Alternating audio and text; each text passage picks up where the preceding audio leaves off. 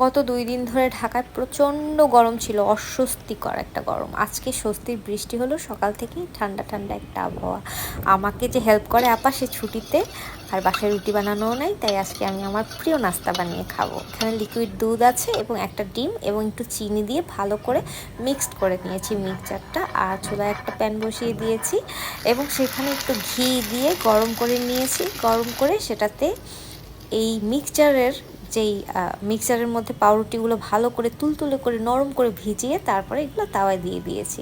দেওয়ার পরে আবার উপর থেকে আমি একটু ঘি দিয়ে দিয়েছি, কারণ ঘি আমার প্রচণ্ড পছন্দের একটা খাবার। ঘির স্মেলেই আমার অর্ধেক খাওয়া হয়ে যায়। আমি একটু পোড়া পোড়া খেতে পছন্দ করি, তাই একটু বেশি ভেজেছি। আপনারা চাইলে কমও ভাজতে পারেন। খুবই হেলদি এবং টেস্টি একটা খাবার, কিন্তু বাটার দিলে আরও বেশি মজা লাগে। হেলদি কেন বলছি, একটা ডিম পাচ্ছেন, এখানে লিকুইড দুধ আছে, তো খুবই হেলদি একটা টেস্টি ব্রেকফাস্ট হয়ে গেল। আর সাথে ছিল ড্রাগন ফ্রুটস। আর নাস্তার সবশেষে যেইটা না থাকলেই না, সেটা হলো 1 কাপ চা। খুবই অল্প চা নিয়েছি, কারণ চা খাওয়া আমার নিষেধ, কিন্তু চায়ের আরেক নাম তো ভালোবাসা। ভালোবাসা তো আর ছাড়া যাবে না।